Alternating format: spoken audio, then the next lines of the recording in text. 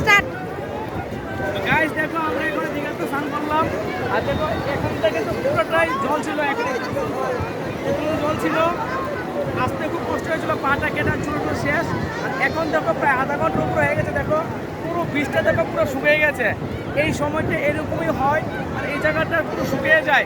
যখন একটা সময় থাকে এই সময়টার পরে যারা শুকিয়ে যায় তারপরে সবাই আস্তে চলে আসে, এখানে বীজ হয়, মানে এখানে সব রকমের স্টল বসে খাওয়া দাওয়ার, ঠিক আছে, ফাস্টফুড যত ফিশ ফ্রাই আছে ওইগুলো এখানে হয়। এখানে তারা ট্রেন লাগাচ্ছে এখানে, ঠিক আছে, এই যে ট্রেন লাগাচ্ছে এখানে চেয়ার টেবিল দিয়ে, ছোটো বড় গাড়ি আছে বাচ্চাদের জন্য, পাশাপাশি এখানে ঘোরাও চলতে ঘোরাও চলতে পারো। সেই ঘোরাও চলতে গেলে ওইখান থেকে এক পাক দেবে 500 টাকা, হাত দিলে 200 টাকা, যেটা আমি জিজ্ঞেস করলাম।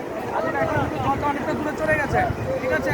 আর এই জায়গাটা শুকিয়ে গেছে, আমার ইচ্ছা ছিল এটা শ্রীরামপুরে লিখবো, এইটা লিখে রাখি, তাহলে জলটা আসে না। আমি ট্রাই করছি, ঠিক আছে, আমি ট্রাই করছি, এটা ট্রাই করলাম।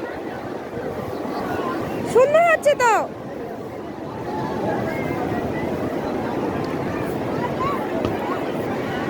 শ্রীরাম লিখলাম, কিরকম হলো বলো?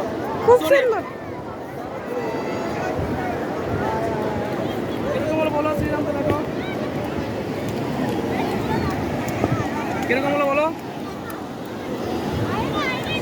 তো যদি তোমাদেরকে ভালো লাগে অবশ্যই একটা, বেশি কিছু চাইবো না, সবাই একটা কমেন্ট চাইবো কিরকম হলো, আর একটা লাইক তো অবশ্যই করবে, ঠিক আছে।